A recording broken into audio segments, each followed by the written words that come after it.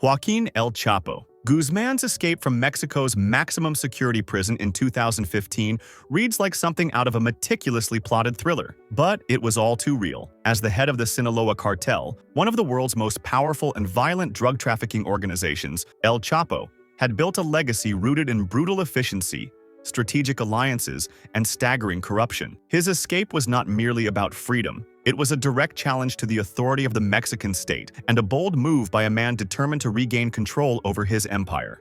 El Chapo had been captured in 2014 after years on the run, and he was placed in the Altiplano prison, Mexico's most secure facility. Officially, this prison was built to hold the most dangerous criminals with no chance of escape. But what no one knew was that Guzmán and his network had already started working on a plan long before his arrest. His role in the story was not that of a desperate man clinging to hope, but of a strategist calmly executing a plan with absolute confidence in his influence and resources. He was the protagonist of his own story, one in which survival and dominance were paramount. Inside the prison, guards noted that El Chapo was taking unusually long showers. He used this time to mask the sound of an underground tunnel being constructed below his cell. This tunnel was not some hasty dig in the dark. It stretched for over a mile, featured electric lights, air ventilation, and even a modified motorcycle fixed to rails, used to shuttle out the debris and later to transport Guzmán quickly to freedom. It was engineered with the precision of an industrial project, demonstrating the reach and financial power of his cartel. On July 11, 2015,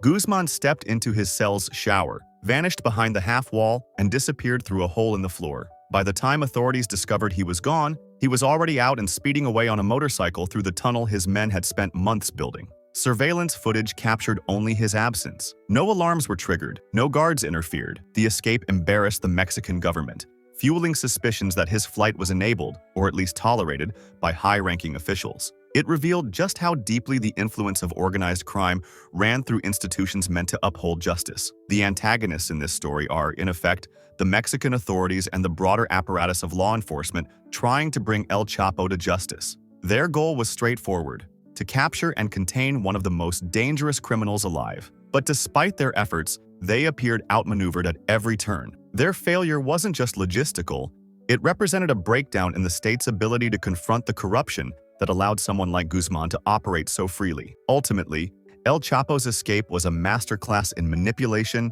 planning, and exploitation of systemic weaknesses. For him, it was more than an act of self-liberation. It was a declaration of defiance.